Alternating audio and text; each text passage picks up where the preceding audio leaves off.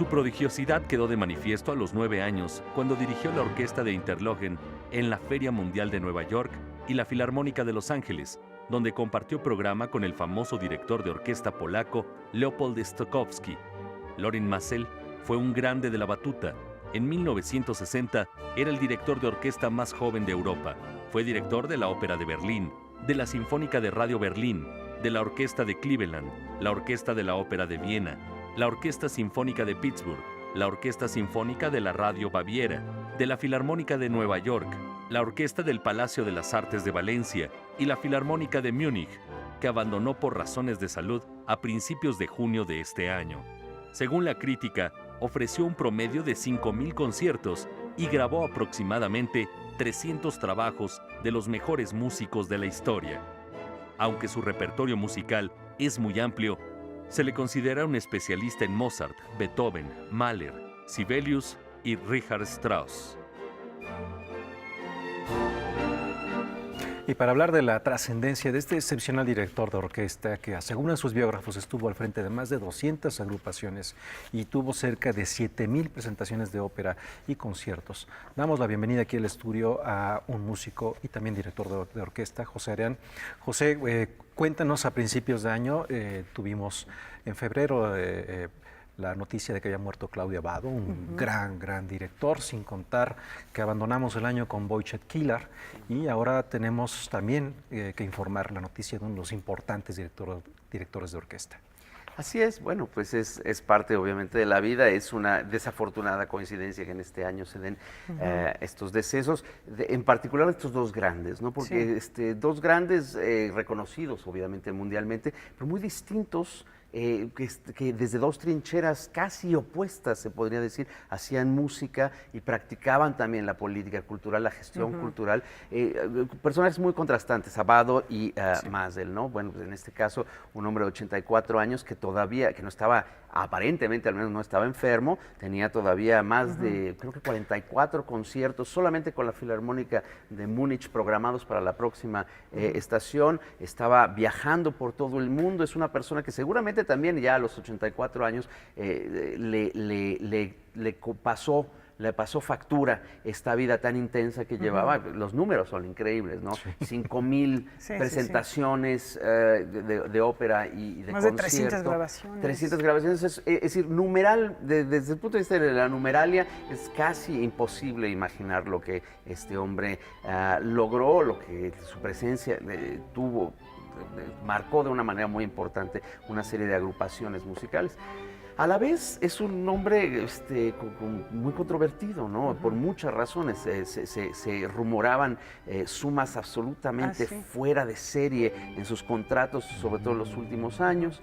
Era un hombre muy duro, muy intransigente en muchos sentidos, lo cual causaba los dos tipos de reacciones típicas en este tipo de personajes, que son, por un lado, un amor desbordado de muchos músicos que incluso, digamos, pudieron haber sufrido debajo de su batuta, pero también críticas muy duras.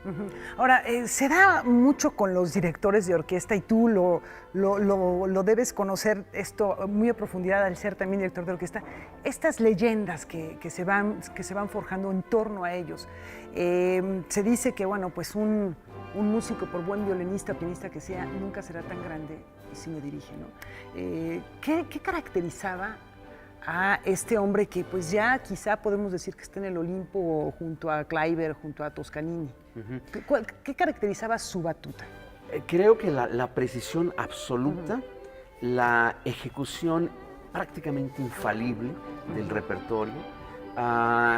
Se decía que también lo caracterizaba un cierto control casi frío del asunto, es decir, en vez de ver a la orquesta como alguien que cooperaba con él, realmente él era este gran dictador todavía, de esas generaciones antiguas, de la figura del maestro enorme, infalible, prácticamente inatacable, ¿no? Tiránico, ¿no? Que en efecto pues tenía todo en la batuta, tenía todo en la mente y los músicos eran realmente sus instrumentos. Mientras que hay otros directores y por eso yo lo contrastaba con Abbado, ¿no? Abbado, Claro, alguien sí. que prácticamente, digamos, obviamente ejerció un enorme poder durante su vida y una enorme carrera muy grande y con grandes influencias.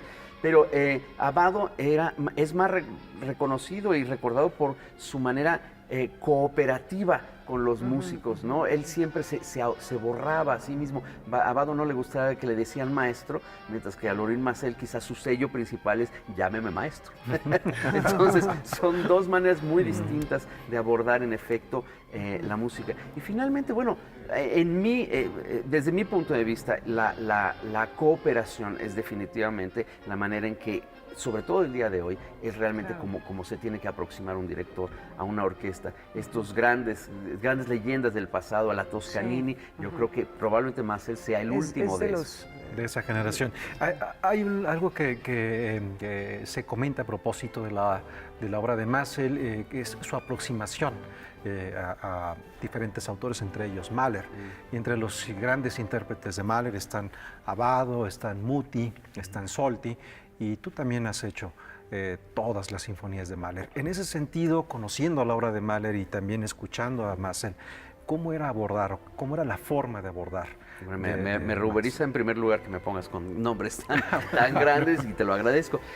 No, bueno, ¿cómo era su aproximación? Era una aproximación que ha causado cierta, de nuevo, cierta controversia. No era un director que causara una unanimidad de entusiasmo. En particular, con la obra de Mahler, se distinguía el hecho de que él era muy detallista, le gustaba mucho la transparencia, el detalle específico, en vez, a veces, dicen los críticos, de el gran aliento, que quizá la espontaneidad no estaba tan presente como esta obsesión del detalle, de la perfección, que era también algo que, pues, obviamente marcaba a las orquestas y que muchos músicos de orquesta gustan de esta posibilidad de poder realmente meterse en la partitura hasta tal grado que todo sea perfecto, casi como en una grabación, entre comillas, ¿no? Que además, bueno, pues él grabó muchísimo y tenía esta manera del perfeccionismo, digamos. Sin embargo, si uno escucha sus grabaciones, no sé, de Strauss, los Beethoven, los ciclos de Beethoven que tiene, el ciclo de Beethoven, el ciclo de Sibelius entero, bueno, definitivamente son obras que en su complejidad y en su conjunto tienen un enorme impulso también espontáneo. Quizá también es difícil evaluar a un director como una sola persona. Claro. Va cambiando a lo largo de su propia historia. Esto es lo que pensaba también. ahora, que él empezó a dirigir siendo casi un niño, entonces le tocó todo este transcurso, décadas en las cuales la música se transformó, el estilo del que hablabas, de dirigir también se transformó, y seguramente siendo tan joven, empezando tan joven, tendría que haber ejercido ese poder para que tuviera una autoridad y una credibilidad ante él.